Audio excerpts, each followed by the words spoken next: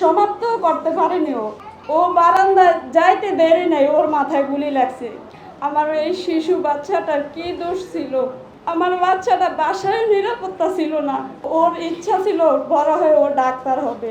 আমি বলতে চাচ্ছি সবার কাছে, আমার এই শিশু বাচ্চাটার কি দোষ ছিল? আমার বাচ্চাটা বাসায় নিরাপত্তা ছিল না। আমার বাচ্চা বাসার ভিতরে দুপুরে খাওয়া দাওয়া করলো, ড্রয়িং আঁকলো। মারা যাওয়ার কিছুক্ষণ আগে 10 মিনিট আগে গেছে ও পিৎজা বানাবে বলে আম্মু ফ্রিজটা খুঁজছে, চিকেন আসেনি, বলছে আছে, তাই পিৎজা বানাবে।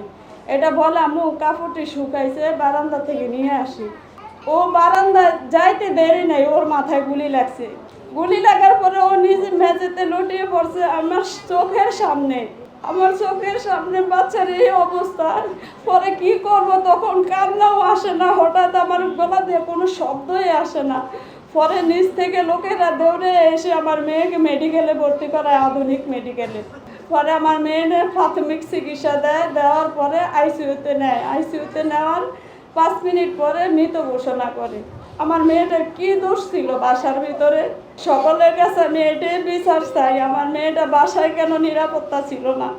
আমার মেয়ে মারা যাওয়ার 3 দিন আগেও পোস্ট দিছে নিজের ফেসবুকে। এই যে এই চিত্রটা ও নিজের ফেসবুকে নিজে আঁকছে, এই যে মারা যাওয়ার আগে দিয়ে। ও ড্রয়িং আঁকতে খুব পছন্দ করতো। ওর ইচ্ছা ছিল বড় হয়ে ও ডাক্তার হবে। ও ছোট থেকে প্লে ভর্তি করাইছি, তখন থেকে ওর ক্লাস 7 পর্যন্ত চাঁদপুরে ওর রুল 1 ছিল। ওর রুল 1 কেউ নিতে পারেনি। এইটা এসে ঢাকায় ভর্তি হয়েছে মাইলস্টোন স্কুল অ্যান্ড কলেজে। এবার 10ম শ্রেণীতে আবার মেয়ে পড়ে। এই যে মারা যাওয়ার 5 মিনিট আগের চিত্র, সমাপ্ত করতে পারেনি ও। আর আমার মেয়ের মাথার অবস্থা, 4 ভাগের 1 অংশই, 3 অংশই শেষ।